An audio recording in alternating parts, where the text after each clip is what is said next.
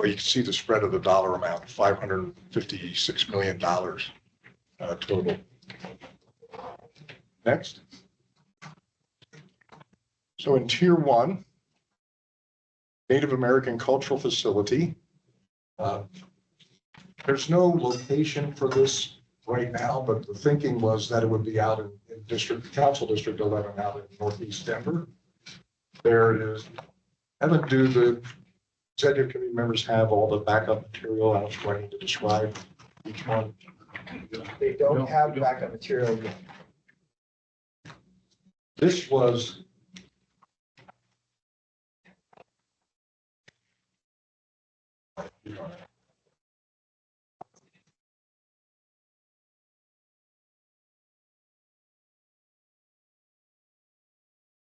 this is a project to develop an area for the indigenous community mostly, but to be able to tell their story, but also to be able to come to and to practice their culture. And there were a couple of locations that were suggested. The primary one was out in Northeast Denver. We were also looking at areas in the city park, in the Park Hill City Park area. But if you can get the presentation on this, you'll be able to see the imagery that was proposed for it. This was, I don't have my sheet on it, the dollar amount for that. Emily, do you remember the dollar amount? 29? 29 million. The Loretto Heights parking garage, this I think had nine out of 10 votes for Tier 1. This was an element of the RISE project that was approved by voters, and as scoping and pricing got underway, the funding, including capital funding from arts and venues and the bond proceeds from RISE, the parking facility could not be accommodated. So this is I'm getting under contract right now to renovate the Mae Bonfils Stanton Theater at Loretto Heights College as a community accessible performing arts complex. And the parking garage had to be put off into a phase 2. So this proposal is to complete the scope of that project. I think the committee was moved by the fact that if we don't have the ability for people to come and park and use the facility, that we are pulling the rug out from under the entire program. And this is a project that we really want to see succeed in an underserved community. It's not the Buell. It's a place where maybe kids in the neighborhood will be able to do a battle of the bands on the stage. It's a community accessible performing arts. You're not going to see, Hamilton isn't going to come down and play here, in other words. So the ask was to complete the garage. There's also the opportunity for joint use with the Commune, the Harvey Park nonprofit that purchased Matchbook Hall. It's going to open up a community center with mental health counseling, with food access and other programs to use the facility because it's right next to it. And then also the College View, the DPS Charter School, DSST, there's a possibility for joint use there, plus other campus uses. Venture Concert Hall, the discussion on this may be familiar to folks who've been here for I think it was the Better Denver bond 2007 that proposed renovating Venture Hall, and it was contingent on some private fundraising that then did not meet its target, so it never got finished. So this ask is to complete the renovation of Venture Hall, which hasn't been touched since it was opened in 73 or so, somewhere around there. And so that got support for Tier 1. The Art Museum, enhancing sustainability and access, was also Tier 1. A lot of these are not projects that the public's going to see so much as it's going to make the facilities more sustainable and more useful and catch up on things like deferred maintenance, which you'll see with the Denver Museum of Nature and Science.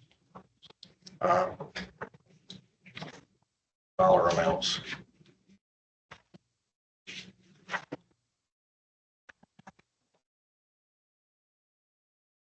for Betcher.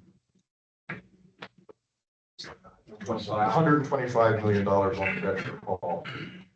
The Denver Art Museum enhancing sustainability and access, $31.3 million. No, that's 9.2. What you said. The- Nancy's is 9.2. 31 is Question? critical. I was saying that the dam is for 9 million. And the Denver Museum's 31 million. Yes. Can you tell us more about the historic Chinatown Hop Alley? Where would that go? Is that on Denver land? Yes, that is in the alley between 14th and 15th. Wazee and Blake. In the alley between 14th and 15th on Wazee. So it'd be just an entire alleyway behind there with Right. like false fronts and everything. With a lot of greenway and Council President, that got generated, I think, a lot of excitement on the subcommittee. I think most folks here are aware of the anti-Chinese riots that occurred in Denver. And it basically decimated what was Denver's Chinatown. This is a project that would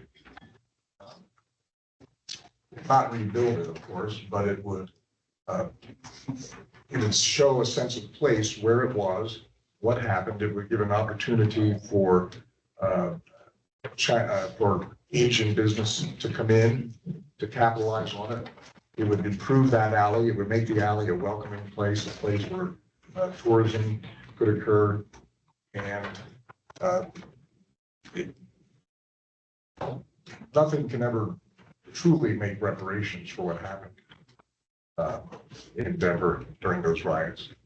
But this is an opportunity to own it, to recognize it, and to make people aware of it.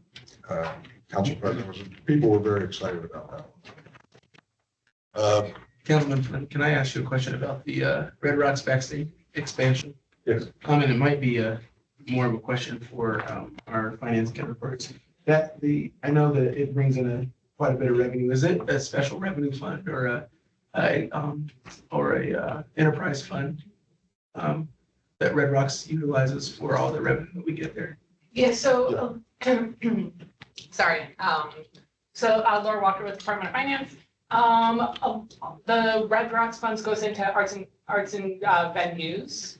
So it all stays within the arts and venues department. And we also do get seat tax from Red Rocks as well. Okay, and then, so has this been on the capital improvement plan for how many years and why haven't we? We can get you the list of how many years it has been on the plan, but it is currently on the 6-year capital improvement plan. Okay. And may I ask a question about the Native American Cultural Facility? Yes. The 29 million, that is for construction with, so it would be built on city land, so with no land or location needs to be purchased. There would need to be a location purchased. That's all baked into that. It is baked into that. Thank you very much. And Murphy, one of the points of discussion about the Red Rocks improvements, it should be no secret that the Red Rocks amphitheater is really the key driver of revenue for the entire arts and venues department. A lot of the other programs that A&V does depend on the revenue that Red Rocks drives. Just up there the other day spending money. So the need to upgrade some of those backstage facilities, if you've not been there, you should probably take a visit. A lot of it is not compliant from an ADA standpoint. It hasn't been touched for a while.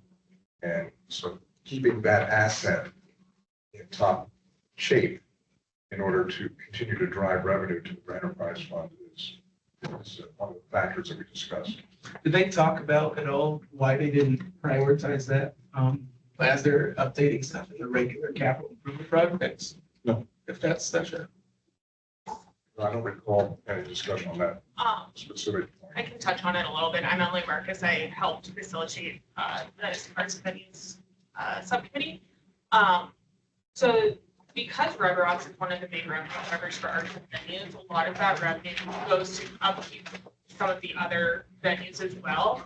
And a lot goes to, you know, the forward-facing aspects of Red Rocks as opposed to this more of like the reinvestment portion and like really helping. And it's always been a priority, but also kind of like just falling down the rungs as other things have popped up. And it's just becoming more prevalent because it's now threatening performers and artists that don't want to go there, because even if it's not ADA compliant, it's not even necessarily people compliant, because some of the grades are so strong, there's not the ability to have effective kitchens or changing rooms and stuff like that. So now it's just becoming just an even bigger issue that they're bringing forward. Thanks. Yeah. Looks like Happy has her hand up, and then I just want to do a time check. We're probably only have time for a couple more minutes. Happy? Yes, good morning, everyone. I'm sorry I couldn't be there in person. Thank you. Could you talk about the Native American Cultural Facility? I thought I heard you say the 29 million is only for design and construction, and the expectation is that it would be built on already existing city land. Is that correct? No, that includes the purchase of a site. Happy. Thank you for asking that. Oh, okay. Okay, so it does include acquisition. Yes. Was there any consideration of already of maybe making changes or upgrades to an existing facility like the Denver Indian Center? That was not discussed. It was, I think the purpose of this is to have its own cultural area, and part of it is being on the land that connects to Native American heritage. That was a big component of the scope of this project, which includes acquiring land. Okay, thank you. Thank you. Councilman Flynn. There's one other, yes. I know we only have a couple of minutes, so I'm going to jump ahead. I know you touch on it on the next slide, which is the Denver Zoo. So that has 120 million in funding, private funding, Yes. potential to match. So as far as that decision process, why that wasn't part of tier one, it's in tier two. Can you talk a little bit about that? We were looking for transformative projects that would drive new activity. And I think a lot of this you can see is things that aren't here right now, like Hop Alley or the Native American Cultural Center. And so I think that weighed a lot on the subcommittee members, that the zoo was proposing a tremendous project that has tremendous merit. But when we were looking at spreading culture and arts facilities around to areas that don't have it, don't have city investment in it right now, I think that weighed a lot in the ranking. I didn't bring the PDF that Patrick sent out, so I don't know what the scoring was. It was pretty close. That one was close between tier one and tier two. Right. I think ultimately, so like there's a lot of discussion in our subcommittee, and then it was anonymous voting for how the subcommittee wanted to tier the projects. And that one between tier one and tier two votes, I think there's only one or two difference. I think it really just came down to, it was a huge project, you know, it did weigh that they had matching funds, but it seemed that these tier one projects ended up just being bigger for the subcommittee members. I guess Well, between, again, we were looking to spread things out. Yeah. Suggest funding things that brought in new experiences, new facilities, as opposed to, well, with obvious exceptions, maintaining and expanding what we have. I guess I'm looking at the Vetra Concert Hall. That's 125 million. Right. So what is that bringing in that's new or different? Whereas the zoo is, I think, a lot more inclusive of all of Denver. Vetra Concert Halls tend to be a smaller set of. I think the discussion there hinged more on the fact that we haven't touched Betcher in 50 years. and it's seriously outdated, and we don't want to lose it. Plus, the concept that was proposed would offer an activation not only we didn't talk about the DPAC Galleria revitalization, but it works hand in glove with some of the other work that's going on at the DPAC. It helps to activate the park out on Spear Boulevard with the dancing aliens. Focuses more of that west side of the project. So there was an opportunity for some new stuff, plus getting Betcher up to current standards after 50 some years. I think it opened in 73. I don't know if anybody has 73. As we move forward, I'll just add the same thought that I think that Moa had as I'm looking at Venture, and I'm also thinking about the zoo, right? I mean, just from a perspective that considers social equity, that folks who use the zoo, right? And the zoo is, it's a central gathering place for everyone who lives in Denver. A lot of folks in the Denver metro. Venture feels a little bit more specialized and aimed at certain folks. So, And I would just also add that the zoo, unlike, and I've told Betcher, and they don't provide free days. And so for people who need free days, the arts, the culturals that do provide free days, I get tons of my council district who live in housing subsidy. They go on those free days. And it's really easy to access because if you have a Denver library card, you can get in easy. And so they've made it this seamless transition for underserved communities. And unfortunately, Betcher has not participated in that yet. Council President, we did talk about that. And again, no one argued against any of these. Yeah. But when it came to tiering, I think when we looked at the zoo, we saw the area where they want to do this is already there. It's rearranging and reconfiguring something that already exists. So this project doesn't bring more free days. It brings a new experience, which the Latin America experience, which if you look at the presentation, tremendous project as well. But we were looking at something that would leverage more visits, expansion of culture, and with Betcher and some of the deferred maintenance, no, that doesn't do that. But it takes aging facilities and brings them up to current day status. And so we don't want to lose Betcher Hall, of course. We don't want to lose the art museum or the natural history museum. That's why they have deferred maintenance, stuff you don't see as a visitor generally, but which keeps the facilities in good working order. I'm going to do the time check again. If you're able to wrap it up, that'd be great. That's, I believe, we have the other projects here. Councilman, in your wrap-up comments, would you mind discussing if you guys talked about if these projects weren't funded, what would be the plan? Not really. That wasn't our area of expertise. We know that some of the projects could be, there was one that when I tiered Burns Sculpture Park restoration, for instance, I took into consideration that it was a small amount relative to all the other projects. Perhaps that could be funded through CIP or some other mechanism. So that entered into some personal choices when we were tiering, and it was all done on our own anonymously. You know, we didn't discuss it. So I'm voting as tier 1, that's tier 2. We had none of that discussion. So it entered into some of the personal decisions, but I don't think that it was, it just wasn't a factor. We didn't have the expertise to say, well, you know, the zoo could do this or Betcher could do that. Instead, that didn't enter in. All right, Councilman, thank you. Oh, Can I make one last comment, not directed at you, Councilman, just for the entire committee? I raised this with Evan before the meeting, but I didn't want to surprise him. But picking up on the questions asked about the cultural facilities, I have significant questions about how much of an effort the DCPA complex makes to attract minority audience. Used to be a member of Best of Broadway, blah, blah, blah.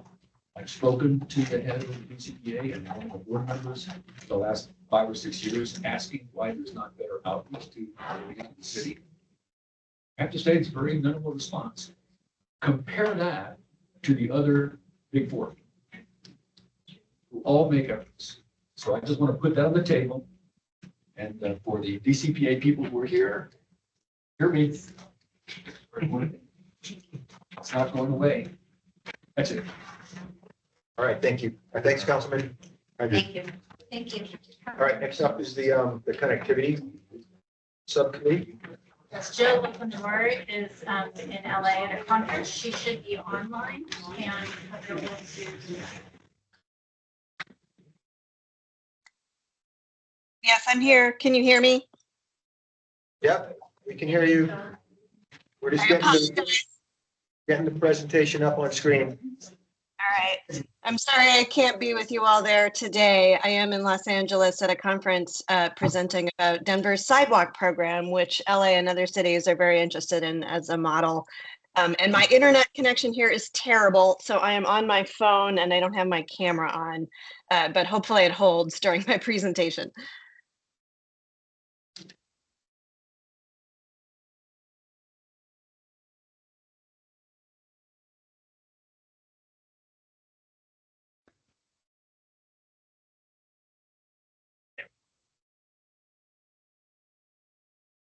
Jill, we're ready whenever you are. All right. Well, first of all, I want to say thank you to our fellow members of the Connectivity Committee and the city staff that supported our committee. A lot of excellent work that was done on a very compressed time frame, and I think we came up with some very solid recommendations for you all. Similar agenda to what you're going to hear from the other subcommittees. So next slide. Our committee met for a total of 5 meetings. Each one was 2 hours or even longer. We had a very long project list, a total of 65 projects, which added up to more than $3 billion. So we had our work cut out for us. You will as well, trying to move forward with the recommendations. We did recommend revising some of the projects by combining multiple projects into one. In some cases, we felt there were projects that were intimately connected and to be successful really needed to be considered together. In other cases, there were smaller projects that were initially presented to us as standalone, which we felt could be grouped in with other citywide programs. In other cases, we recommended splitting one project into multiple parts. We felt there were 2 parts that could be considered independently. And then finally, we recommended reducing the scope of some projects. The original price tag was just so large, it would have eaten up a huge proportion of the funding. And so we asked staff to give us a version that was smaller in scope. So in each of these cases, you will see the original project in the full project list ranked in the bottom tier. And it is the revised version of those projects that we ranked higher up in tier 2 or tier 1. Next slide. So in addition to the criteria that all of the committees were used to evaluate the proposed projects, our committee came up with some criteria that we thought was very specific to our category of connectivity. First of all, we wanted to consider whether the project was contributing to Denver's commitment to Vision Zero and the goal of eliminating traffic fatalities and serious injuries. So in each case, we looked at whether the project is located on Denver's high injury network. These are the streets where the preponderance of the traffic fatalities occur.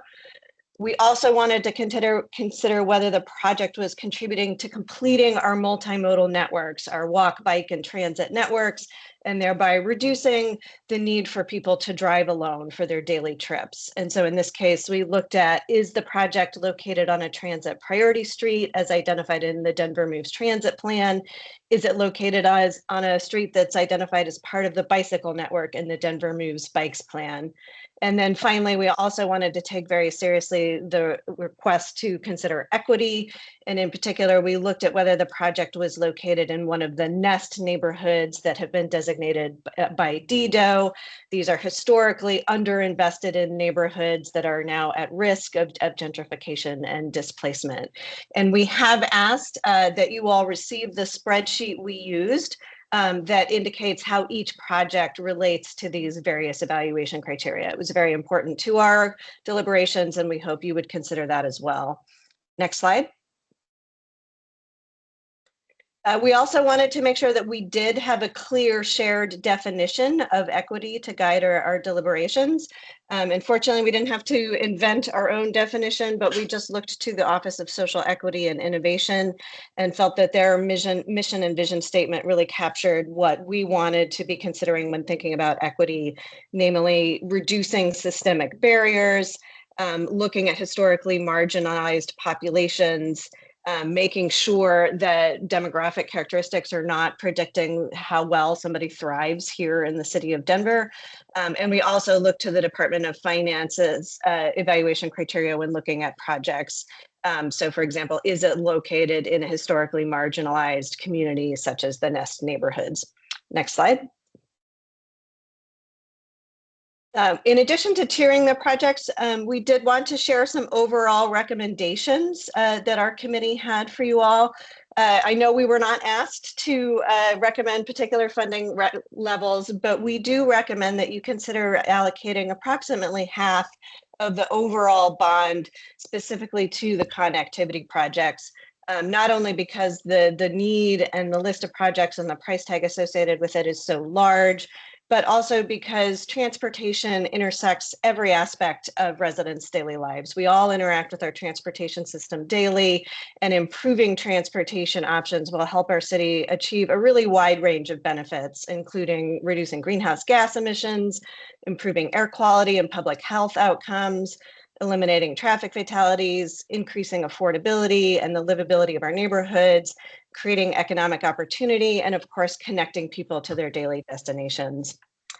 Within connectivity, whatever the overall funding level is for that category, we recommend that 30% of that funding should go to citywide programs and 70% to individual named projects.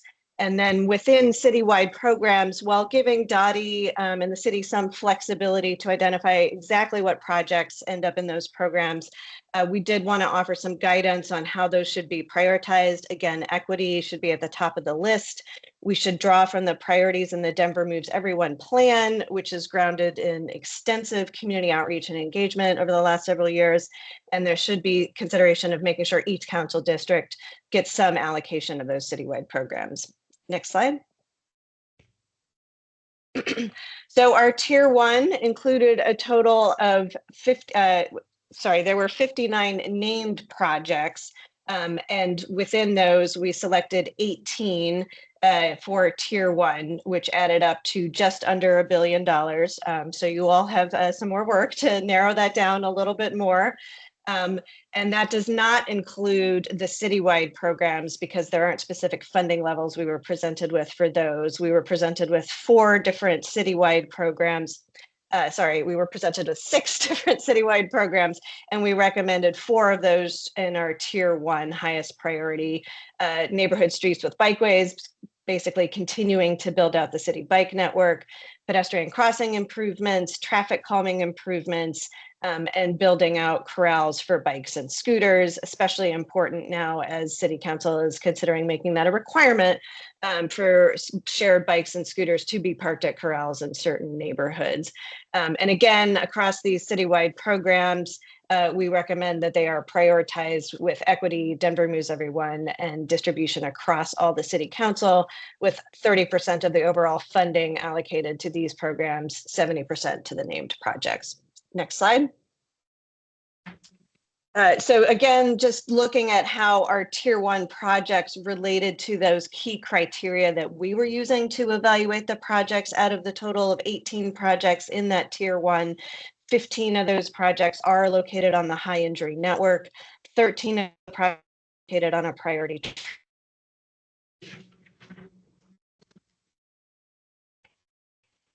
Jill, can you hear us?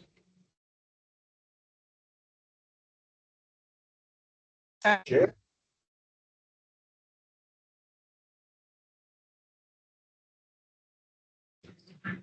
Back now. Can you hear me? Yeah, we got you. Yeah. Hello, I'm back.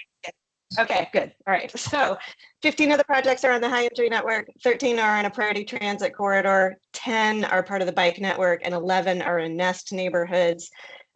Almost all of them check multiple of these boxes. And some of them meet all 3 or even all 4 of these criteria. Next slide. This is the list of the projects in our tier 1. I'm not going to go through them in detail because that would take the rest of your morning, and you have the project summaries. But I will point out they do fall into a few different categories. One I'm particularly excited about is I would describe as major multimodal transformations of big arterial streets that are part of our high injury network, that are priority transit corridors. Many of them have bus rapid transit projects underway or being planned. And these include streets parallel to those bus rapid transit corridors that are really part of transforming those corridors more holistically. So 13th, 14th, 17th, and 18th are all parallel to the Colfax BRT project that is underway right now. We felt fully addressing these parallel streets as part of building on and ensuring the success of that BRT investment. CDOT is leading the planning for BRT on Federal Boulevard. The city just completed some planning for 38th Avenue, which is a priority BRT corridor. Some other major arterials you'll see here: Alameda, Sheridan, Evans, York, Josephine. There are also a couple really big moves for our bike network, extending the Broadway Bikeway that was just completed with the previous 2017 bond from Spear Boulevard, now building it all the way into downtown. Addressing the pinch point on the Cherry Creek Trail, our bike superhighway that happens between Downing and University. There are also some really community championed projects here that communities have been spending literally years planning for, putting forward a vision for how they'd like to see these projects unfold in their neighborhoods, including the 5280 Trail and the Westwood Via Verde Trail. And then there are some major pinch points or barriers that are an important part of our multimodal network. An example you may all be familiar with is the underpass at 38th and Blake, which is a pretty horrible experience for anybody who's trying to pass through that very narrow space and trying to make that better for everyone, whether you're driving, walking, or biking through that area. Some similar connections in other parts of the city. Next slide. I did also want to highlight some of the projects in our tier 2 and how they ended up there. Part of our considerations was thinking about the fact that we do now have an expanded downtown development authority. While we understand investments in downtown are very important and benefit our city as a whole, Downtown Denver is lucky to have this downtown authority as an additional funding source. Other neighborhoods do not have that opportunity. So there were some downtown projects that we chose to put in tier 2 with the encouragement to DOTI to submit these projects for funding from the downtown authority. And then there were also a couple projects that, again, I would describe as really community champion efforts. The community has been working on these for 10 years or longer. There was a lot of debate in our community about whether to put them in tier 1 or tier 2. They did end up in tier 2, but if the executive committee is inclined to look beyond tier 1 for additional projects to consider for funding, these are ones that we would recommend highly: the Montbello Walking Loop and the 303 Artway. And next slide. I think that is the last slide of our presentation. Yes, so happy to take any questions. I have a question. So for the Santa Fe streetscape and multimodal safety improvements, that had scoring from the 6-year CIP Council and Public. And I know that they've been wanting this since I was a council aide for Judy, and I'm going to date myself, since 2014 with the establishment of the Santa Fe bid. And in the paper, the Santa Fe First Friday Arts District walk is maybe not going to happen anymore unless these public improvements happen, because it's really for safety and ADA access. How come that one wasn't? Can you talk to me about that one? Because that one, it has tons of public support and it's a whole entire bid to registered neighborhood organizations. Yeah, I would say that would fall again under one of those community champion projects. There were a lot of those that we would really like to be able to fund. I think a couple of things working against that is, again, the criteria that the committee identified. Santa Fe is not identified as a priority transit corridor. And I think it only partially intersects with a Nest neighborhood. So those were a couple considerations that maybe led it to not land in tier one.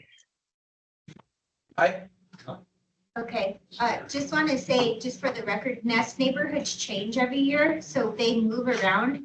So like Council District 1, even though I've never had a Nest neighborhood and I have 38th Avenue on there, and even though you said it has BRT, the partial wouldn't have BRT on it. It had to be the full for 38th Avenue. So I think Nest neighborhoods are super important as somebody who grew up in a predominantly Latino community that has been gentrified. And at the same time, the Santa Fe Arts District is one of our last art districts that's super struggling and has a huge Latino based population on it. So I think the Nest neighborhood criteria is important, but I also think that other criteria is also important. So I just want to say that to my colleagues here. They've been working on this for I don't even know how long. That's like at least 15 years. Yeah. To continue with that, I'd really be interested to know which projects were community led. I think that's the point of subcommittees in our kind of us getting their feedback. And so to hear that they may not have reached the criteria, I almost wonder if we had the wrong criteria because I think the community led projects are almost some of the most important projects. So I would just love to know what that list was, if we can be provided that. I think we can do that. Any other questions for Jill? I just have one. Jill, it's Federico Pena. Good to see you wherever you are. Thank you for the presentation. I know these are difficult issues to deal with. I have a very, very broad question about the bike paths, the bike strategy. Have we done an audit of the bike lanes that have already been built to see are they being used? Are any of them unsafe, et cetera, before we engage round 2 or round 3 of more bike paths? Because I have some questions about that. Has that been done? Do we do audits of the bike path to see if they're being used? I believe Dottie collects extensive data on the performance of the bike paths, not just how they're being used, but are they improving safety? Are they functioning as intended in a variety of ways? And I think there's some Dottie staff in the room who could speak more directly to that. Yeah, hi, I'm Taylor Phillips. I'm a senior planner on the bicycle and pedestrian team actually at Dottie. So yeah, we are doing kind of our first round of evaluations of the previous package of bikeway projects that we implemented through the last bond and through the Community Transportation Networks program. And overall, we've seen a great success. We've seen higher ridership. We've seen lower crash rates. We've seen pretty good community support. We've gotten some qualitative data on those as well. We're hoping to move forward, kind of less of, I think a big thing the community dislikes of us, the bike network is the temporary materials. They don't look very nice on our streets. So we're hoping to kind of, now that we've evaluated, learned, and we've built a lot of these bike projects, hoping to move into more permanent, more aesthetically materials in the future. That's kind of what the future of the bike program would look like through this funding source. And when will your review be finished? Hopefully later this summer, we'll have a report actually.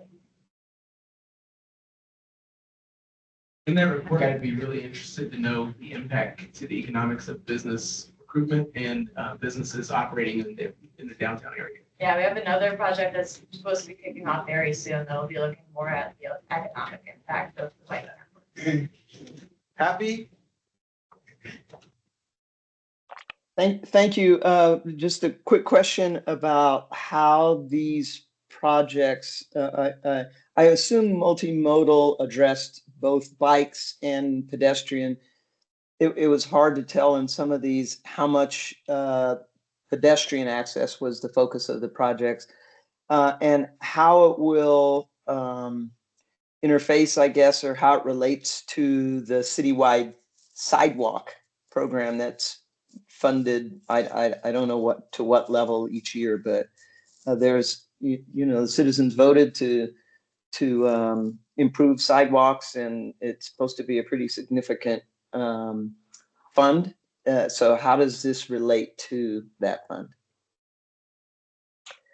I can take a first crack at that and then hand it over to Dottie staff to elaborate. I would point you to one of the citywide programs is pedestrian crossings.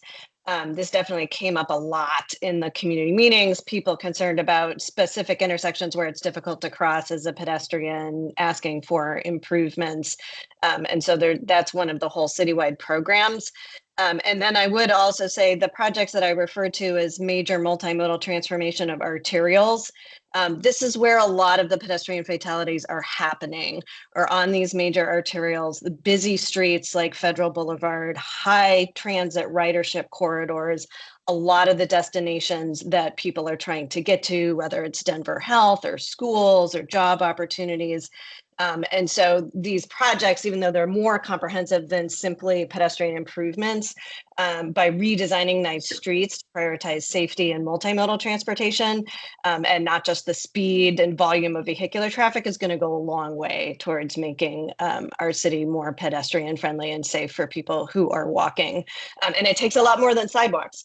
So the sidewalk program is going to help build out sidewalks, but that doesn't address crosswalks, that doesn't address traffic calming, that doesn't address the streetscape environment for pedestrians. And so a lot of these projects are going to add that whole package of improvements, not just the sidewalk. Thank you. I have one last question.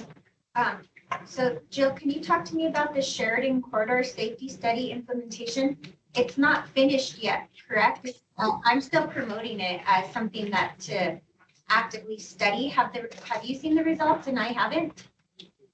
No, the project is still underway. This is being led by the Denver Regional Council of Governments. Because it is a multi-jurisdictional corridor. This obviously would just fund the improvements within the city and county of Denver. It is looking primarily, my understanding, at safety spot improvements up and down the corridor. And according to the city's analysis, they believe it could be implemented within 6 years, even though the project is not done. But that is something I would encourage you to dig into more with Dottie's staff, the timeline of that. Yeah, results aren't out yet, right? Because I'm still promoting it for people to participate, to take the survey. Okay, thank you. Thank you, Jill. Safe travels. One more thing. Hey, Jill, thank you very much for the work and the work of the committee. I want to say an unpopular thing. I think bike lanes are sometimes like pickleball courts, which is to say that they can be major points of like cultural tension that are hard to talk about. And I think sometimes it's about aesthetics and how ugly the temporary stuff looks. And sometimes it's literally about how the people who live in the neighborhood feel about these lanes that are being placed into their neighborhoods, almost forcing them to get on a bike. And so I think the study is going to be really important so that we get really clear on how communities are using these bike lanes. I understand the connectivity issue. I also understand some of the longer term environmental issues that we want to address and putting bike lanes in, but I do think there are some major sort of local neighborhood issues. And I know you know about this, so I think the study is really important. Like summer feels a little bit late based on our timeline. Yeah. So I don't know what we can do about that. I can get you some preliminary results. Yeah, I just want to make that. Well Thank said, you. well Yeah. said. Thank you, Ben. All right, thank you, Jill. We're gonna do parks next. There have been a couple of references to summaries of each of the projects. We will get you project summary sheets after this meeting today. So that you have all of the background material that goes a little bit more depth. There will be projects that you want much more depth on, and we will take those requests and accommodate all of that. Hi. Good morning. Hi, good morning. I'm Joni Gomez, for those of you who I haven't met before. Our job was not just parks, but also playgrounds, trees, trails, and our climate, which is sort of like, Everything. just a little bit of everything. So it's fine. We had a month, so it definitely covered it all. We can move forward here. I'll try to be as quick as possible. I know you all are running behind. I'll go through our agenda. Next slide. All right, we had a great subcommittee, a good mix of folks from different communities, people who have more experience in outdoor recreation and parks, climate, kind of you name it. So great committee members. Next slide. We met weekly for 5 meetings, and we saw 73 different projects that totaled about $1 billion. So a lot of smaller projects that come in this category, but still a lot to consider. One thing that I should note is that the entire committee felt very strongly that climate should really be a lens that the entire bond investment is viewed through. It's not really something that we can just stick on one committee. And I think you all have already surfaced a few things that were, lots of projects spans different committees, right? So the Santa Fe Arts Project, is that something about connectivity, or is it also about arts? So, making sure that climate is something that we really ask you all to think about as you look at the entire bond, all the investments that you make.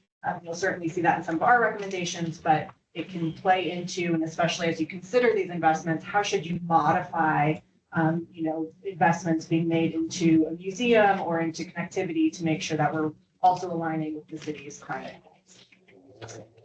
One of the things that you'll see is we've looked at a lot of citywide bundles, and we did often prioritize those with the belief that we had that the Department of Parks and Rec really know the assets here in the city much better than our committee did and can prioritize within a given category. So you'll see that. And then we'll also see that we recommended projects that take care of current assets and really start on work that's already been promised and already been gone through a lot of city and public work, rather than just starting new things. So there's been so many things that have been worked on for many years, lots of public outreach and engagement. We really want to complete those projects rather than start new things that maybe aren't as fully baked yet. Next slide, please. All right, a few specific evaluation criteria for our group. So one is we really wanted to serve vulnerable populations. And so when we looked at a lot of the projects, we thought particularly about kids and older adults as folks that really need access to some of these amenities. Certainly looking at the overall city and looking at citywide projects, but those were two particularly vulnerable populations that we thought a lot about. We also thought about whether or not projects aligned with the climate resilience goals of the city. Again, for the mitigation, that's something that we really ask you all to think about in terms of the kinds of investments and how we're doing that work. But in terms of climate resilience goals, we looked at the heat map index. So there's really good data looking at how different parts of the city are hotter than others. And that also aligns very well with the tree canopy map. And that also aligns a lot with some of the other equity maps. So looking at investments that we can make in those parts of the cities. And then lastly, how does it align with equity goals of the city, equity scores of the neighborhood, and then there's specifically some equity scores that each park has through the Department of Parks and Rec. Next slide, please. All right, some overall recommendations. So again, I've already mentioned this once, but ensuring climate sustainability is a lens and really asking you all to make necessary modifications to all project plans to align with our climate goals, rather than, trying to figure out like, oh, this is a climate project and that's a climate project. That's not how it's going to work well, right? The better way to think about it is, what is this project we want to make investments in?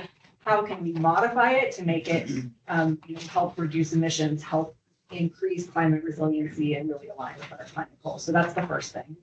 The second is, again, really thinking that the city should fund and finish projects that have already been started, have already gone through a lot of community visioning and community outreach and engagement, rather than trying to start kind of new things that aren't ready yet. Prioritizing high need areas and assets that are not necessarily in great condition or that are just very old.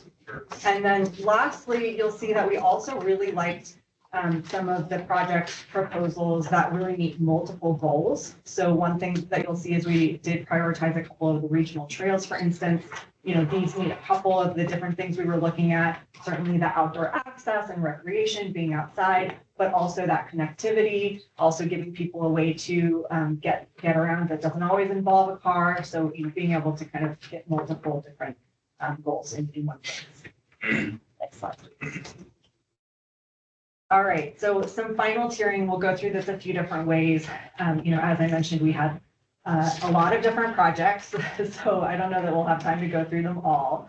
But we did have 19 projects that we put in tier 1. A lot of those are bundles, and so you'll see here in the citywide programs, that does include a number of different bundles. That includes the athletic fields rehabilitation bundle, the outdoor pool upgrade bundle, the playground bundle, and the trail upgrades bundle, as well as the water conservation bundle. So again, we did see lots of individually named projects that could fall under these bundles. Generally speaking, we moved those to tier 3 with the thought that, yes, we want to invest in playgrounds for sure. Yes, we want to invest in some of the outdoor pool upgrades that need to be made, et cetera. Those are both great examples of serving kids, older populations, their climate resilience. Our pools are really important as we get hotter and hotter in the summer. But we also have a lot of trust for the great staff at Department of Parks and Rec to be able to prioritize across the city within those bundles, which areas need it the most, where there's facilities that need to be upgraded or populations that need to be served better. There are a couple bundles and other things that we did put in tier 2. Happy to talk through those. That included dog parks, a parking lots bundle, so just investing in the parking lots that serve recreation centers and parks, et cetera. And then the public EV charging. We do really believe in EV charging, but we also know that there's some other funding that can help support some of that. Next slide. Okay, so I'm not going to go through all of these, but we did have quite a few tier 1 named projects. Again, that includes a lot of those specific bundles. It also includes some specific projects that we thought were really important to invest in. Those projects go back to the criteria I've already talked about, serving high need areas, and often finishing projects or investing in projects that have had a long history of engagement and community involvement and have, in our view, sort of already been promised, right? So trying to do that sort of work to actually complete that, that project. Let's see. If there's anything else that I want to call out here. The GES, sorry, I'm Lisa, I was the facilitator. Just in terms of like community supported projects, Yeah. a good example is the GES Plaza del Pueblo. This is something that's supported by the GES Coalition. And so we really did consider a lot of neighborhoods wanted their playground to be upgraded. And so we tried to consider that, but as she said, Parks has a really good list of when a playground has been built and how much it needs to be replaced or rehabbed. So we used a lot of data and also the community-led projects. We'll also see some of those trails and sort of regional investments on here. So you'll see the Cherry Creek Trail, you'll see the trail grade upgrade. Is there one other trail? Highline Canal bundle. So really those trails we thought were really important. And then a few of these other ones also had a lot of background with community engagement. So the Southeast Skate Park Hub, for instance, was a project that a few of our members knew a lot about, and that really had a long history. And a few of the other ones that are kind of, random smaller projects often really supported shade or supported climate resilience. I will also just note that we did support both the water conservation bundle and a specific city park irrigation bundle. Those are not small investments. They do cost money, but given how much water is used for parks and given that that's not something that typically gets invested in other ways, we thought it was important. So one of the ones, that we didn't necessarily put up on the slide, but that I will say we talked a lot about, and especially with our staff members that we had attending the meetings, was there another way that we could pay for this? Would this be something that could be paid for out of legacy funds, or that was already sort of on the list to be upgraded in the next couple of years anyway? And so often those projects, if we thought there was any other way to fund it, we probably put it in tier 3. So these were all things that we thought, if we don't put it here, it's not going to happen. All right. A couple tier 2 projects of note, just to mention. And happy to talk about any of these. So the Bear Creek Park build out, this is a regional park. We did think this was important, but had a few reservations we put in tier 2. The Kennedy Field replacement, this was a really big project. We did think it was important, and it seems like something that a lot of people use kind of from across the city. But again, felt like that was maybe a little bit lower priority than some of the tier 1s. The parking lots and drives, so again, updating or kind of investing in just falling apart parking lots, et cetera. We understand why this is important. We understand why it's really hard for parks to prioritize this, but it was, tough for us to put in tier 1. And then EV charging, again, we all really think EV charging is important, but we do feel that there are other streams of funding for this right now.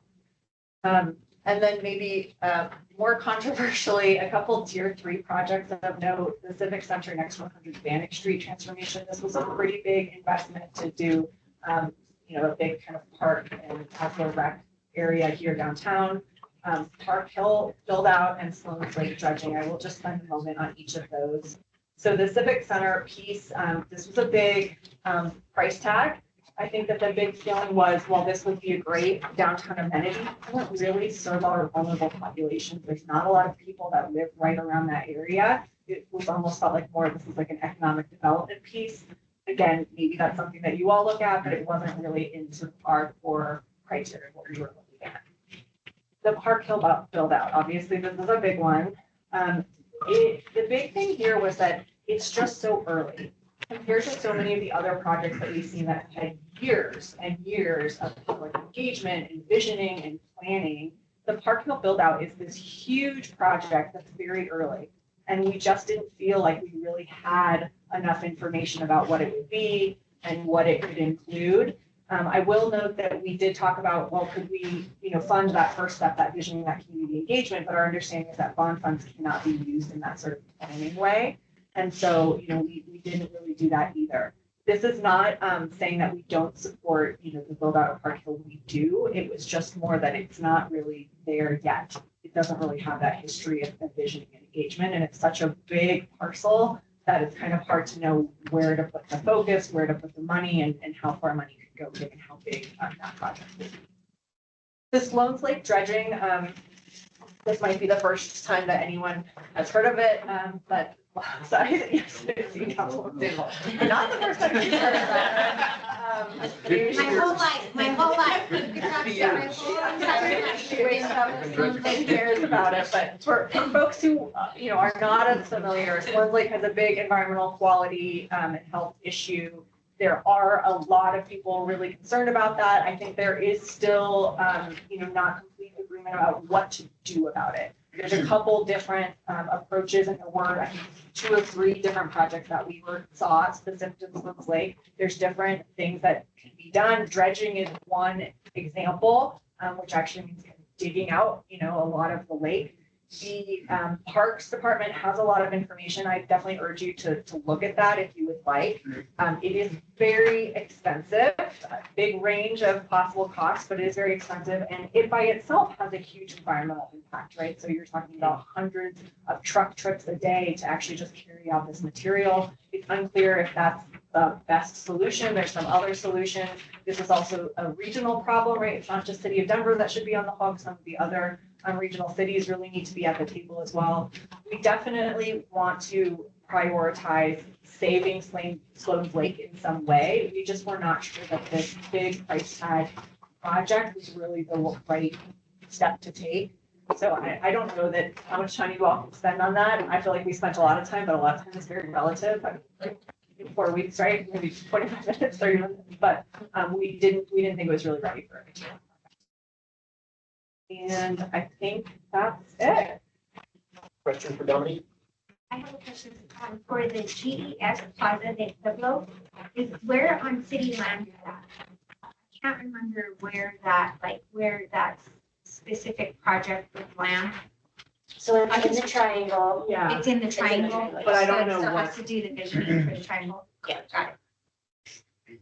Thank you. Any other questions? Dominique, thank you very much. Yeah. Good luck. Safe and healthy is next.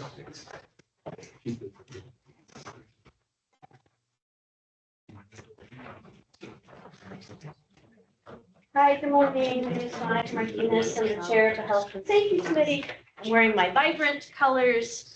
I hope we get a baseball cap soon. These are. So we had a great committee. We did have one person who got promoted off of our committee, Murphy. He did such a great job at our first meeting. All he does is get promoted. Yeah, right. Next job, what, mayor? I guess? Yeah. We met for, like everyone else, we met for 4 meetings over the period for 2 hours each. And you can take a look at our committee members in a second. We had 2 council members, a couple retired folks from safety departments, and some community members, and 2 of us from East Colfax, 2 nonprofit executives from East Colfax. Next slide. So yeah, I think someone else mentioned that they had the fewest number of projects, but I think we actually had the fewest number of projects, but of the most important projects, sort of, wow, contradictory like that. We only had 11 projects, but they totaled $370 million. A lot of the projects were really sort of citywide benefit, as opposed to neighborhood specific. And we really tried to embrace both the health and the safety of the projects. So it's not just safety projects that we considered. We also made a point of trying to talk about how to phase projects. We were very aware that, all the projects across the city are oversubscribed. And so how do we phase projects so that we can maybe get something, but we can't get it all? We also tried to take into account geographic distribution for equity purposes, and also what projects have already have dollars raised, either through the CIP or possibly through partnerships, because two of our top projects are partnerships with Denver Health and the Children's Justice Center, so they could bring money to the table. And then there were concern from some of our members about citywide projects that don't have identified projects, recipients. So saying this is a line item for park lighting and not say what it is, because I guess historically in the past, when you do that, then the jostling that happens behind closed doors leaves some neighborhoods out in the cold. So support for named projects as opposed to let's just fund a program. And so an example of some of the, sure, we can move forward, thanks. Yeah, I was just gonna say a couple of three of the projects that represent the sort of phasing potential is the Denver Animal Shelter, the Police Administration Building, and then the big kahuna, the combined training facility. All of these have phasing potential, and so I would really encourage the committee to think about that when you're evaluating. How do you, one, phasing for saving on money, right? It's not as significant. And then two, you can meet that 6-year time frame. We really tried to make sure our projects had a 6-year time frame, and one of them is rather ambitious, but Lisa Lemley from Real Estate assured us that it could meet the 6-year time frame. Okay, next slide. So our top recommendation was this concept of a combined training facility. A big dollar item. One thought we had was we could rename the November bond to health and safety. That could help on PR level there. But the combined training facility is a concept where you are combining fire, sheriff, and police in a combined location. We heard a lot from our committee members that this has been a topic at every past bond for the last 2 decades. Sheriff Diggins helpfully called me on my cell phone to give me some background, but it was an interesting thing I'd share that in Hickenlooper's administration, which I worked in, so at that moment in time, there was a concept to make a combined training facility with both Aurora and like Adams County and Arapahoe County, and it was going to be a combined training center of these 3 jurisdictions, and it was attempted to be put on a bond. It didn't make it. Since that time, both Adams County and Arapahoe have moved forward with their own training facilities. They have state-of-the-art training facilities, and we still have the old beleaguered buildings out at Roslyn or at the DPD Center in Central Park. And apparently this impacts us in many ways. One, recruiting is very hindered because when you're trying to recruit, you then take them to the facility, and it really doesn't speak to our communities valuing these services. And also then, of course, you're not training folks effectively. This is a large dollar item, but there are 2 ways you could break this up. You could phase it. And so phase 1, the more reduced is only $100 million, and it would mean that Denver Fire stays at Roslyn with Dottie, and then it's just a combined training facility for sheriff and police. Or it's you do take you move forward with this idea of a full-fledged, it's $175 million, and it is combining fire, police, and sheriff. One item of concern is there is not the land yet. We do not own the land yet for that facility. This is challenging because one thought could be, oh, you could put it on DIA land. But guess what? FAA has oversight over that. And so having a burn building on DIA land does not work. So it would mean you'd have to find another site. Lisa Lemley did present to us and she says she has some sites in mind. She feels confident that a site could be acquired and the permitting, which is a state level permit for a burn building, that could be resolved and then constructed within the 6-year time frame. And that's the $175 million project, dollar item. Multiple bonds have attempted to address this and it has never made it to the list. So our committee was very strong in saying they wanted to move this forward. Do you want to move to the next slide? Okay, so of the 11 projects, 9 were named projects and 7 of those were rated tiered 1. 2 of those city named projects are tier 2, and then we had 2 citywide projects. One was SEPTED, crime prevention through environmental design, rolls off your tongue, and that is investing in sort of lighting, cameras, fencing in P&I neighborhoods or P&I locations, place network investigation locations. And then the other citywide project is this park lighting, which I touched on with some apprehension about not naming the specific locations. So that one was tier 3, but the SEPTED did hit that tier 1 level. One advantage about this is it's not a large dollar item. So if you haven't quite hit that 100 million, put this one in and it'll get you over the top. So our tier 1s do total 326 million. We can go to the next slide. So yeah, what we tried to do is we had a number in tier 1, a number of projects in tier 1, which makes it a challenge for you all. But we helpfully then, so what are the 3 in tier 1 that we really feel strongly about? And I already talked about the combined training facility. I can answer more questions if you have them. The Denver Westside Clinic is another project that we really felt strongly about. And once again, this would be in partnership with Denver Health. It's on the west side, which has grown dramatically with the Sun Valley build out. This project would expand their services by 30%, and they can bring dollars to the table. They're asking for 50 million. The entire project is estimated at 100 to 115 million, so they would backstop that difference. The land is already owned, and they can build the clinic while they continue to operate in the older building. Yeah, Murphy. While you're on that, can I ask, did you guys have any conversation about why they didn't include that in their bonds they just had? We didn't specifically, but if I recall from that bond, it was mostly about services, their operating gap. I don't remember, I don't think there was it wasn't a capital bond, it was about their operating budget.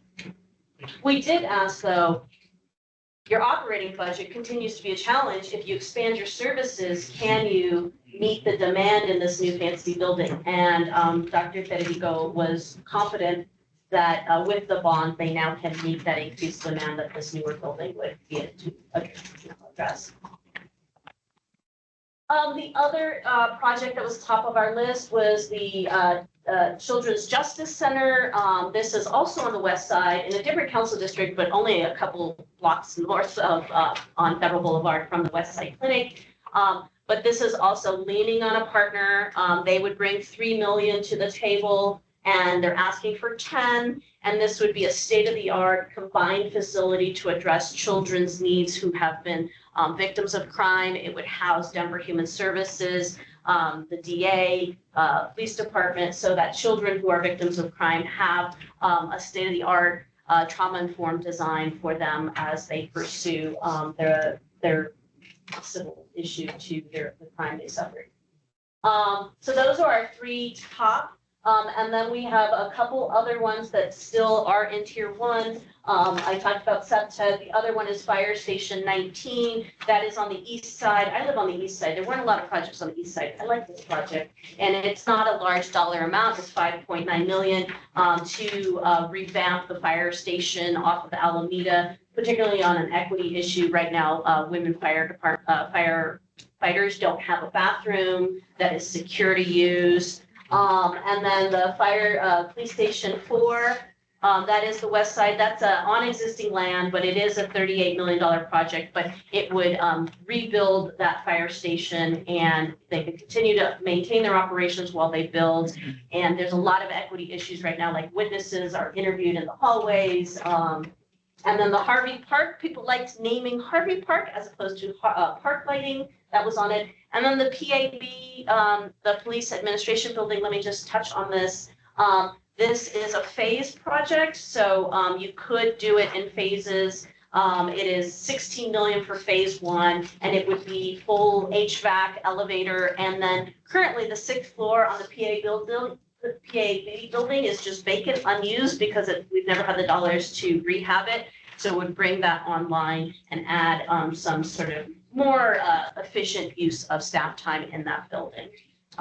Those are tier 1 projects. I'll move to the next slide. Can I ask a quick Yeah, question please. while you're about tier 1? Specific for the PAB, I know that the elevators were in the last bond. Laura and I spent many of hours in there, and both of us, I think, got stuck in that elevator. I think it was on the last bond, and I remember those elevators getting upgraded.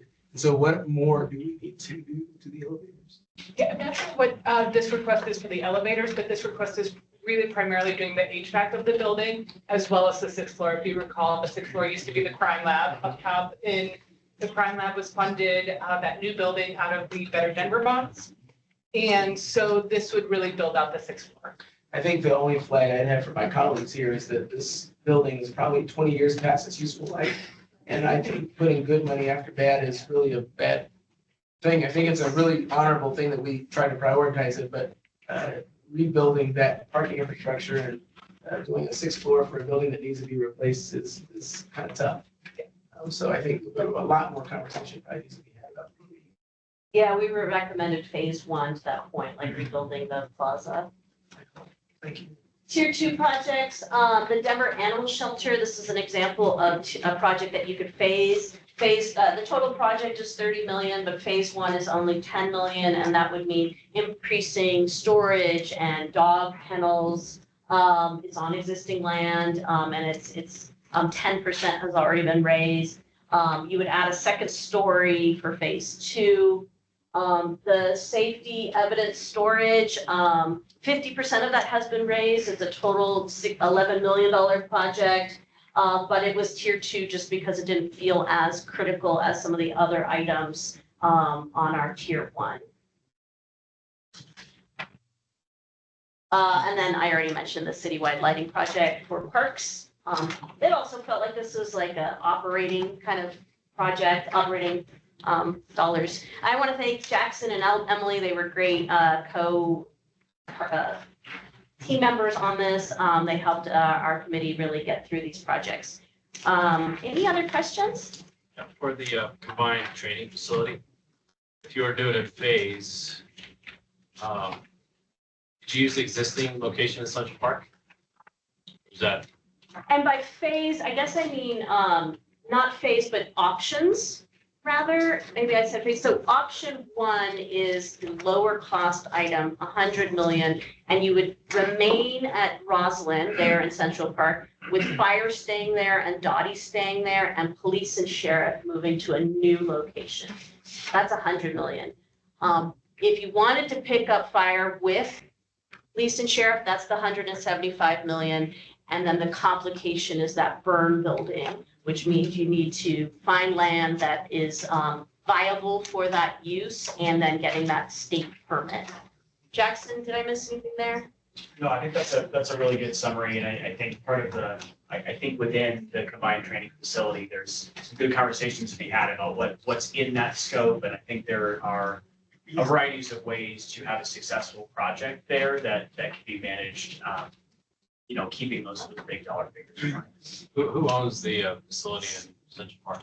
Is it owned by the city? Yeah, Dottie's there with sheriff and fire right now. So you could sell that, you would have to sell that facility to the combined training facility at a different location. You could, and currently, the neighborhood has grown up around it, right? And so, the issue of neighborhood complaints from the sirens and the fire is real.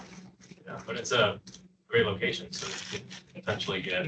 Yeah, you could sell it, yes, to that point. Yeah. I guess I was meaning like if you did stay at phase one or option one, I guess, and you remain there, that there are complications to remaining there. Any idea how much facility would be? Ooh, good question. No, but,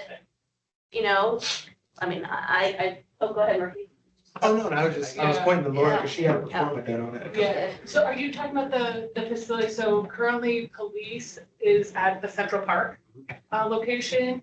And so. Are you talking about the Roslyn or the Central Park? I guess either one, if you're gonna build a new facility, you're gonna get rid of those assets, Yeah. right? So, I mean, So presumably, it's, the discussion was that police would move out of the Central Park location.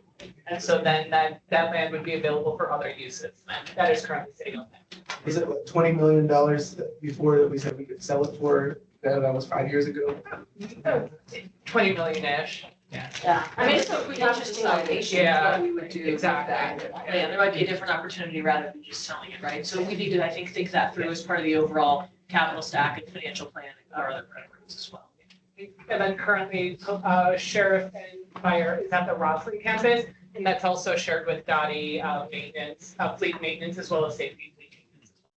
So that camp, and then also the asphalt plant is there as well. so that would, you would keep that. Okay. Yes. That Central Park location could be a great affordable housing site. When we get the summaries for each of these projects, will they include these options that you're talking about? Yes. Helpful. Yeah. I think this is one project that will require a fair amount of conversation. There's even some possibility of doing a site visit out to Roslyn, take a look at it. There may be a couple of projects we might think about, a day of site visits. Yeah, that 175 is 22% of the total bond. So we talked about that. It's a big lift. Any other questions? I would just say, on the citywide park lighting bundle, interested to hear your perspective on that. Thank you for it. I think as we've done P&I work, especially with parks, like lighting is the thing that comes up all the time. It's like one of the first things that comes up in terms of helping our officers sort of create stability into the space that then we can transform. So I'm just kind of curious about how y'all value that. Yeah, I mean, I think when we talked about the Harvey Park lighting, to that very point, everyone felt very strongly about that. We had two electeds on the committee who then said, when you put something as a citywide program, not identifying specific sites, voters don't then feel as responsive. I see. Okay, maybe a bit of a framing messaging challenge. Yeah. Dr. Sanders, if I could add as well, the SEPTED program as well, did consider a couple locations at parks. I know Paco Sanchez is a highly prioritized P&I area as well. So a couple areas where we're able to flag and identify all those needs. Thank you. Is there a contract we have with Excel with these lighting in the parks? 'Cause someone was telling me that in some cases, it's Excel's responsibility, not the city's. Is that, you all talk about that here something? We did not talk about that. That is correct. That is correct. They excel depending on what area they have fiscal responsibility to provide lighting and provide, if they're making any updates, to provide that undergrounding and to provide the lighting. But for parks? Yeah, it's, of course, at Wash Park, someone was training there late at night. And this person told me that 15 of the lights are out. They're training. Person that's late at night, early in the morning. But you raised a question that this Parks Department told her that's Excel's responsibility. Yeah. Interesting. Yeah, so we ought to look into that. It's like a shared responsibility. Yeah. We can find the answer out though. Okay. There definitely is shared responsibility. Yeah, put that on the list of things to talk to Excel about. Any other questions for Monica? Monica, thank you very much. Thank you very much. Thank you. Our last subcommittees, the rec center, libraries, housing, and other city facilities. Saving the best for last, thank you. My name's Alexis Menocal Harrigan. I'm Donna Garnia. I'll start us off here and then Alexis will get into the dirty details. I just want to wish all of you a lot of luck. We had 55 different proposals to go through, and this was not an easy exercise for us. I can't imagine how you all are going to narrow down hundreds to the point that we can actually move forward with this initiative. I want to just first of all thank our committee. You can see our list of folks. Next slide. Yeah, there you go. For those of you who know folks on this committee, you know that they don't come and just expect to rubber stamp what the city presents to us. Get a fiery committee. Yes. It's a little bit less intense words, but they came informed. They came as active advocates. They knew what the communities and they knew about these projects. And they really put our city agencies on the spot. They asked very compelling questions and we all expected answers. And to that end, I want to thank you, Laura and Dennis, for being so responsive and really going out of the way to give us the answers that we were looking for. Not the answers we were looking for, but the information we needed. We had fabulous presentations by the library staff, by Denver Parks and Rec, and of course from Dr. Ben Sanders. Thank you. I want to also thank the Denver Foundation for hosting us, and Naomi and Maha especially. Like other committees, we met 5 times. We found out that 2 hours was not enough time, so we extended our meetings to really keep going through the process. We had 55 proposals for $1.5 billion. Again, good luck to all of you. A little bit about our process. We did have very clear criteria that we wanted to place on all of these different proposals. First and foremost, it was important to us, where did these proposals emanate? Did these proposals get their genesis from community? And all of us on the committee had attended at least one, if not more than one, of the community meetings. So we knew what the community was asking for, and we were eager to see, did that show up in these proposals?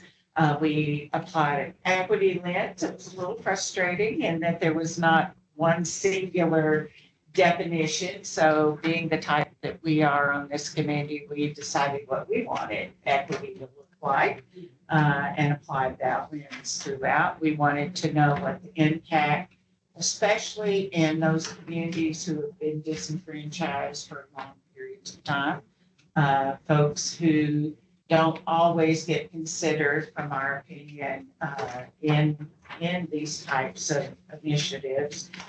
We wanted to know what the city department's prioritizations were. That's really important to us, given that so many of these projects relate to deferred maintenance over decades of deferred maintenance.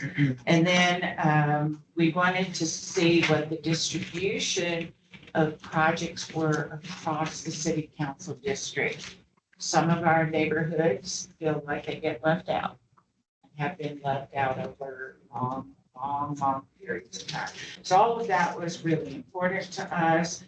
We used a consensus model, but when we needed to, where there was not agreement, we voted. So that was important as well. And then the last criteria, just like Monica mentioned, it was important to know, the city already own these sites that are being considered, because it's a 6-year time frame, and if the sites aren't identified and owned and so on, we didn't think that they could necessarily be accomplished in a time frame. So I'm going to turn things over to you. Go ahead. Next slide, please. So when we started with orientation on day 1, we were informed that housing would be added to our subcommittee. So, just a little side thing of housing. So that was a big change for us. So I want to make that known. And I think and the reason I call our committee a little fiery is we're a little bit frustrated by the lack of clarity on what housing meant for the subcommittee, what was approved from a bond perspective. And so we kind of just made some stuff up as we went along. And so we encourage you all to do the same and really think about what does housing mean from the perspective of the bond and how are you all prioritizing that, knowing that there's not a lot of guidance, not a lot of clarity. So next slide, please. I'm going to run through high-level tier 1 projects, but actually spend the majority of the time on some of the highest dollar amount. Next slide. So a couple I want to call out here. So the first is the Central Park Library. When we were first presented this in tranche A, it was an $81 million Central Park Library project that was pretty all-encompassing of many different components. The subcommittee went back to Denver Public Library and asked them to actually break up that 81 million into smaller projects. So huge thank you to Tony Kaufman from the Denver Public Library, who did come back to us and broke up the library into a couple of different components. So we did prioritize a couple of pieces within the library, and that was the Idea Lab, which is more of like a maker innovation space that is open to anybody and also has a youth component.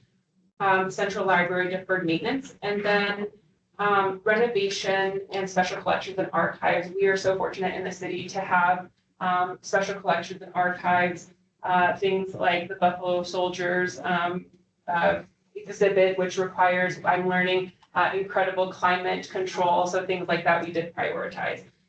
Next, you're going to see 2 new rec centers that are included in here. One is the East Central Rec Center, so think East Colfax, east of Colorado Boulevard. That did come in tranche D. That came from council and the public. It was not included in the 6-year plan. What was included in the 6-year plan and council and public was the Southeast Recreation Center acquisition and build out. So I believe you'll need to do an acquisition and build out for both rec centers. So we are putting 2 new rec centers in this recommendation for you. The next one I want to talk about is the elections facility. I did give our clerk a call just to get better clarity on this. So I spoke with Clerk Lopez this morning, and he really wanted, he shared with me, and I think it's important for me to share with you all, the reason there's a request for an elections facility. Right now it is at 122 million. He thinks it actually would be closer to 40 to 80 million. So what they're looking for isn't a new build necessarily, but retrofitting an existing empty warehouse or existing sites, think like an empty Safeway, something like that. The things that the clerk and recorder specifically is asking for is a place to store equipment, one, deploy for elections, deploy things from there. So there's 30 election site throughout the city, and then store and potentially count ballots out of that. Right now, everything is moving over to DED, Denver Elections Division. And so later this year, all administrative and all staff will be at DED as well. The optics are a little bit concerning when, when you're loading things in and out and literally out of an alleyway late at night, out of the Denver Elections Division. And a lot of the items that are stored are actually stored in the basement. So there are concerns about safety, about water damage, things like that. So while there is a 122 million price tag, I would encourage you all to really think about what the true cost of that would be.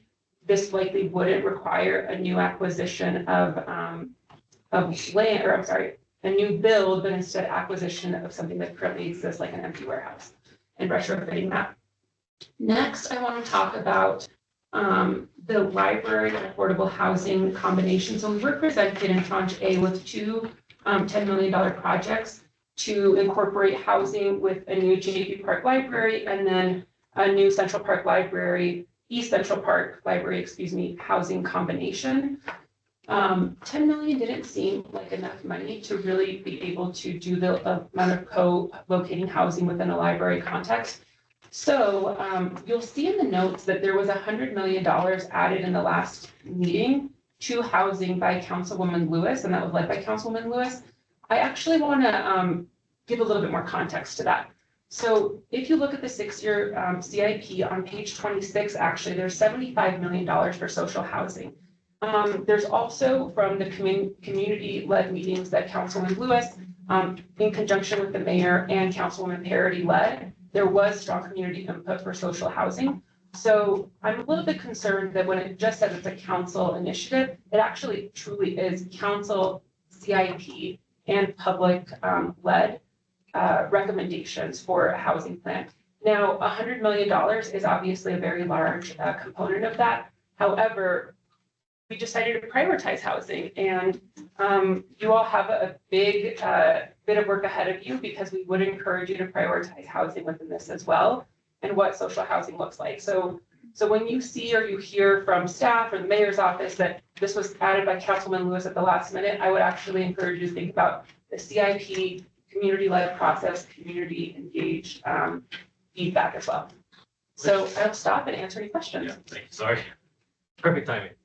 I know you said it was kind of thrown at you guys at the last minute in terms of what social housing means. So, No, just housing. Or just housing. Just housing was added on the orientation. So if you're tier 1 here, is it the only one there, family, homeless, service center, shelter? No, so there's a all couple. So let's see here.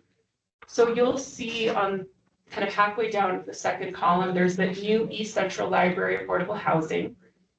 We also have, let's see here, family homeless service center, shelter. How does that align with affordable housing? So this was something that was presented in tranche 8 by staff. It is a co-located site of affordable housing attached to an existing or new library facility. So I think the idea was, we have one example of this on Washington Street where we have a new library, condo, and housing. I assume the thinking was something similar to those and using that as a model for what we could do in these other two. And I feel confident speaking for the committee that that wasn't enough. So we decided to include new housing projects onto that. The co-location of a library with housing is a model that other cities are doing. Like Nicole said, we have one project that is underway in Louisville on Washington Street. It's the same concept. Is that with a private developer that's doing the affordable housing? Yeah. City? Yeah, it has multiple partners, including DHA. Council President. Yeah, thank you. Thank you for this. And just so you know, my climate was broken out and housing was broken out. So I had my colleagues separated, and at the last minute, I had to shuffle everyone because housing got added to this and climate got added to another one. So I started with 7 committees and we had to go down 5. Yep. So I was in the same boat as you were. My one question is for for Mola's question, the Northeast Central Park Library and the Chappie Park Library. If you all say the new Chappie Park, that's in my council district, and that comes from I had a meeting with Parks and Rec, and we can't co-locate libraries in parks. So it's actually, it takes way more extensive work. I met with the executive director of Parks last week, Joel Clark. It's actually, we're not sure if it's a charter change or a code change, but I have a Chappie Park, and then I have Chappie Park neighborhood. It's actually wanting to go into the Chappie Park neighborhood in Zunai Park in our neighborhood plan that we just did. And so we cannot expand libraries in parks. So any of our libraries that currently are in parks, like Woodbury Libraries on here, that's in a park. So just, it's a issue that I'm trying to figure out and navigate with the executive director. Council President Sandoval, you're absolutely correct. And so I think the intent of this one would be to be in the Chappie Park neighborhood, not in the Zunai Park. And so having real estate then look for library There's locations. not any space. It's all like, just so you know, we just did. But yes, you're correct. Yeah. But in the neighborhood planning initiative, it says put it in the park. And that's where the recommendation from the library came from.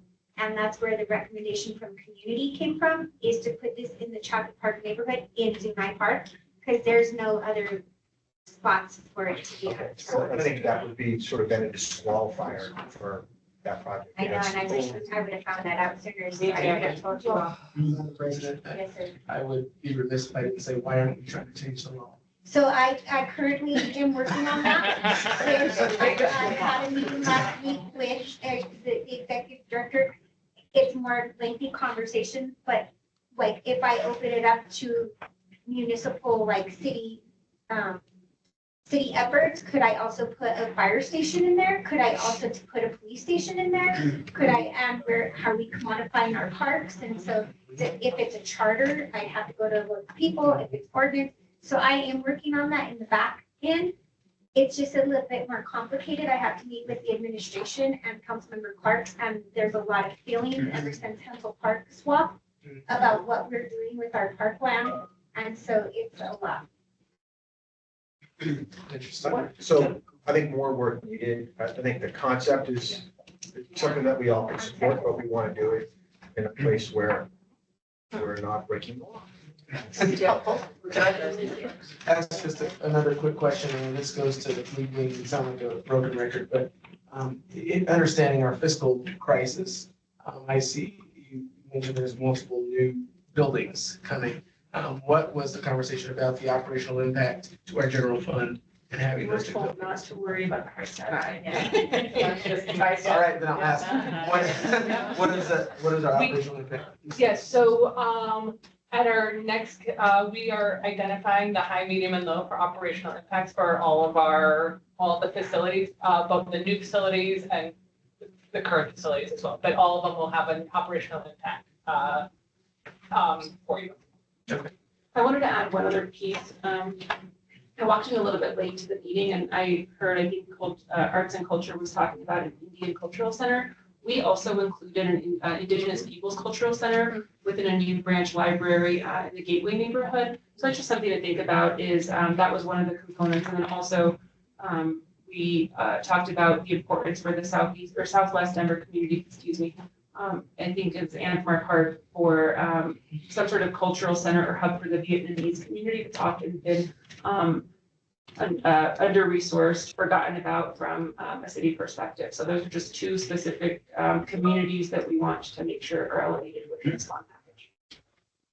Is that the Antwerp Park Municipal Building or is that a different project? Yes, the Antwerp Park Municipal Building, there was a lot of questions about what was a municipal building versus what was a city center. So I think staff can provide a little bit more context on that, but we had a very lengthy debate of what is a municipal building and what counts as a city building that also happens to house things like a cultural center or a library.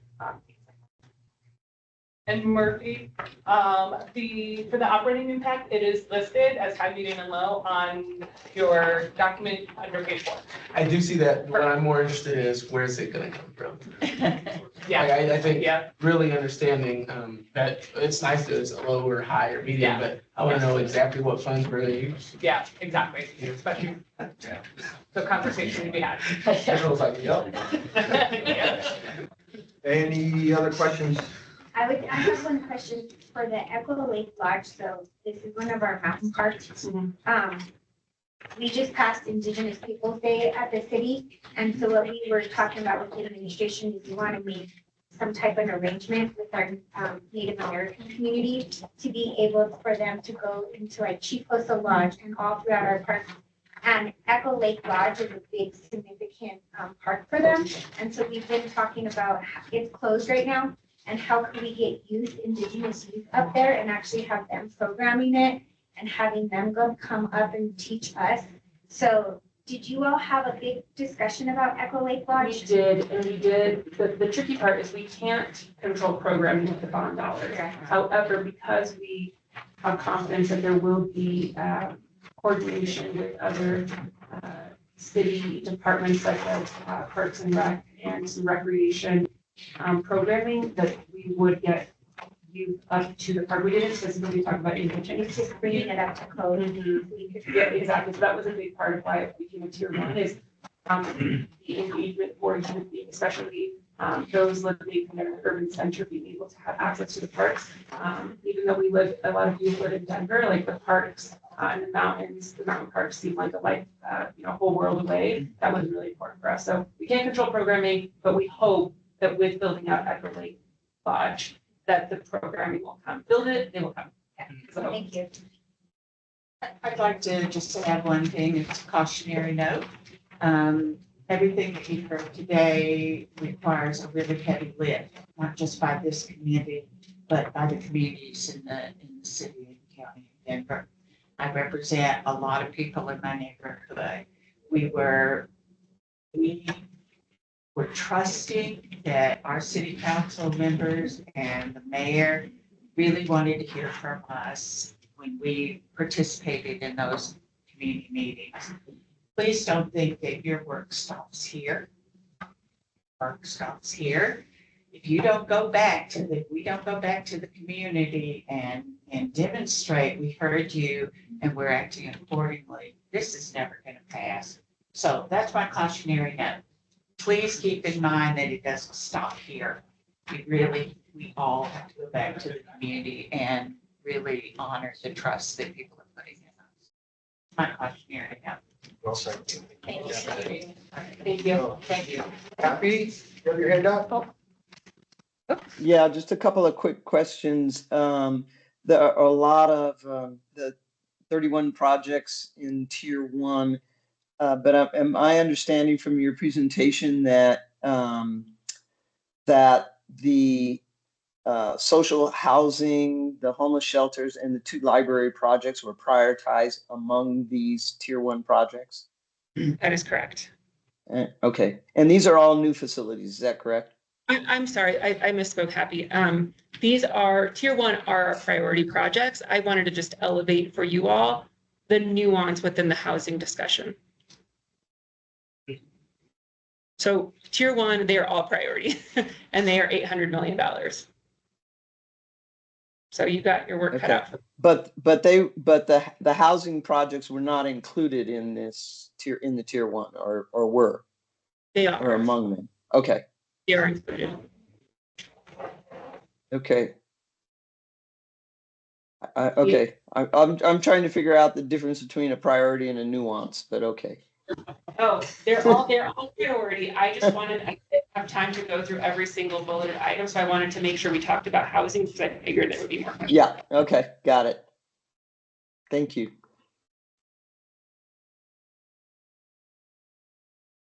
All right, thank you. I think we have a few minutes left, and I think we want to spend some time talking about what additional information you all think you need and schedule.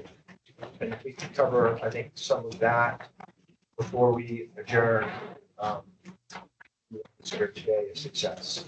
We do have the executive directors from the agency scheduled to come to see you next Tuesday.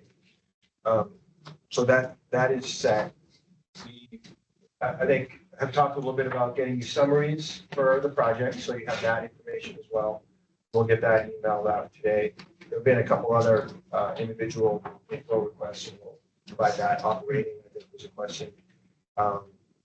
Mary Yan asked as she was leaving if we could get a list of projects that are partially funded or funded in a prior bond that need a final push of funding to be completed.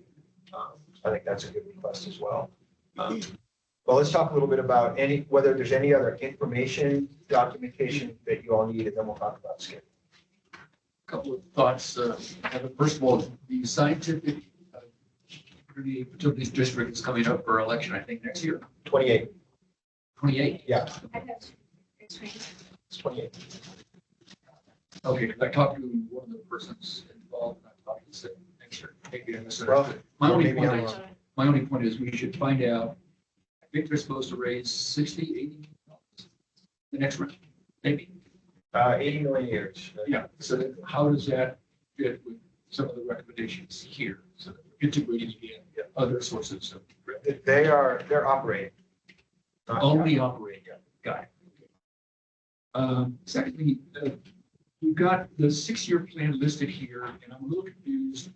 Is the 6-year plan the capital improvement 6-year plan? Versus just so it's a CIP. If some things fit into the 6-year plan, some do not. And so I don't know how we reconcile those two. Yeah, so we. Is it a priority? Does the mayor want us to prioritize a 6-year plan?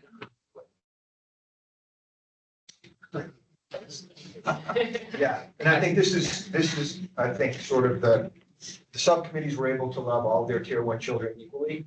You are not gonna have that much of it. You will have to pick and choose some of your kids here. And the last question is, there's been discussion about 800 million, 900 million. We haven't quite talked about why, Yes.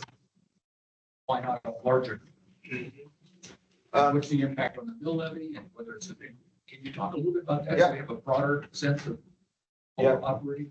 I think when the mayor announced that we were doing this package in February, he said less than $1 billion. And we knew that we wanted to set a target that was realistic and achievable, but also provide a little bit of cushion. The biggest bond that the city ever did was 2017, it was 937 million. For a variety of reasons, I would strongly recommend that we stay below that. For political purposes, for capacity purposes. I thought the 800 million was mathematically backed into that based on what we can. I think it's yes to both. I think there's two considerations. There's some of what I think Evan is speaking about in terms of the history and where we've been. And then there's also the math of what we think we can afford comfortably, number one, without raising taxes and negatively impacting the mill levy discussion. And two, ensuring there's capacity in the future as we continue to evolve and have needs in the future. So it's to make sure we don't have an increase in the mill. That's correct. Okay, that's important. That's very important to the mayor. Probably reason number one. Okay. But then we need to think about how we educate the public that in the next 5 years, we have $7 billion of needs. Yeah, that's so true. We have to think about that. Yeah. Otherwise, we're just, everyone's going to be frustrated. The next committee is going to be as frustrated as we are.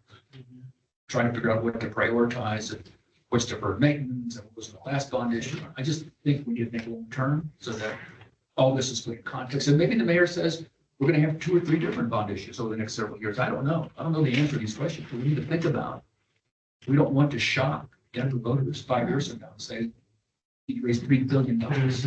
Yeah, I think that's right. And I do think that there's some historical precedent.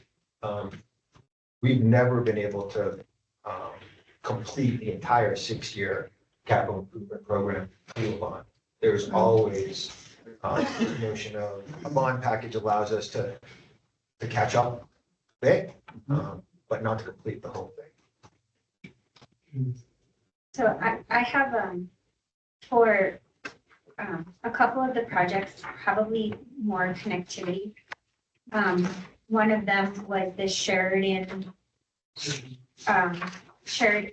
So can we get a list of so I think there's a lot of talk out here on things Hi, that you made it. Like the Sheridan corridor safety implementation. Like wishing you. What studies are completed and what studies aren't completed, and what do we have, so for Denver Moves, we have documentation for a lot of them. I know on the 38th Lake Underpass, I know we have that in our stormwater master plans. I'm just wondering, I don't think you need to go through and say which have plan support, or you can, but I think that would help this subcommittee, because I'm concerned that Sheridan corridor runs through my council district 3, council district 2, and it's on our I share a border. But for it to be on a tier 1 project with it not being complete, I just have a lot of concerns with that. And so I just don't know which other ones in other council districts might not have a completed, that are still in the quote unquote works, don't have recommendations. And then the connectivity said they had a spreadsheet that Jill mentioned and that we were going to look at. I don't know where said spreadsheet is, but if you could get us any other documents that the committee saw, that I know it's probably going to be documentation overload for all of us, but it would be interesting for me to see what was presented to Parks and Recreation outside of the city, what was presented to the connectivity, so that when I'm scoring these, I have pretty good information. Yeah. I think and to continue that thought, I think one thing that flags for me is something Secretary Payne said, and then Evan followed up with, was considering that $7 billion. And then Evan said, the 6th year has never been able to be done, but, we're on to catch up. I have a real hard time building brand new buildings when we can't take care of the ones we already have. And just how do we pencil that? How do we even, with a straight face, say, let's build some new rec centers or new parks or whatever else we're building without, taking care of the stuff that we already have, where we have, folks that are going into, 60, 70, 80-year-old buildings that have never been updated. I think you'll get a good perspective on that next week too, when we get to talk to some of the executive directors about how are they thinking about that balance of maintaining and reinvesting in existing assets. And there's some contemplation of new. Yeah, I think I get what you're saying. The operations piece is critical, but there's also libraries and rec centers that haven't been built in communities, and so we can't say no to them and say we're just going to maintain our existing, right? So you have to balance those two. Sure. Happy?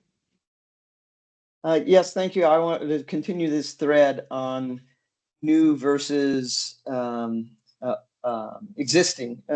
Number one, I think the 6-year CIP meets one of the objectives that I thought we had, which was to prioritize those projects that have already been contemplated in the past and we haven't gotten to yet. Some of these new and there are a lot of them. I mean, if we strictly applied the shovel ready, everything that's new that's on this list would drop off, which, may be some really, really important projects. And when we're thinking about some of these large visionary and ambitious projects, you have to start somewhere. And so we might, I'd love to get the mayor's guidance, Evan, on whether or not for some of these, for example, for which we need acquisition to start with, and to acquire, design, and build something in 6 years, like it can be done, but it's not the usual process. So could we consider, because some of these are projects that are worthy to consider over time, and it'll take probably 10 years or more to realize them fully, to think of them in phases. So for many of the new projects, we might consider only funding phase one, which would be acquisition. And some future bond committee will have to look at, we made a bet on that facility as being really important to the city. So now it's time for us to ante up the dollars to design and build it. So it just, I think some clarity around some of these new projects, because many of them do respond to the issues around equity. And we don't want to just ignore that as we're thinking about, distributing these benefits to the entire city. Yeah, I think I heard that as a request to tag which projects require land acquisition. We can do that. Evan, is the mayor planning on stopping in to give us this high-level overview at all? Yeah, we're gonna figure out a way to get you all with the mayor with you. High-level vision, we did include in the packet a document. I think you were the one that requested vision and some guiding principles, and so that's in the packet. We can talk more about it next week. If you want to. Hey, Evan, can I ask one more? I did have one more question. And that is how any of these projects that relate to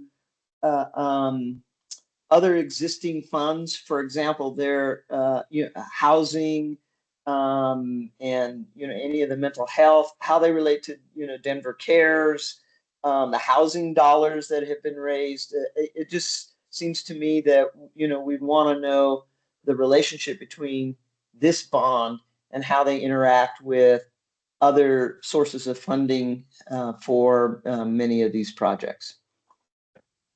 And I think that ties back a little bit to what Secretary Payne was saying about SCFD funding. Even though that's operating, some of these other funds are operating, there's definitely a connection between operating and capital. Yes. Schedule. Let's talk about that for a second. So we have three more meetings. You're all scheduled May 27th, June 6th, and June 13th. My personal gut instinct is that's not enough time. It's not enough meetings and conversations to get through everything. So I'm going to suggest that we add at least one more meeting a week. Yeah, I agree. Especially if you can send us some of the summer, project summaries so that we can review that and then have another meeting virtual probably. Our assistants are gonna hate that, but I think it's Yeah. necessary.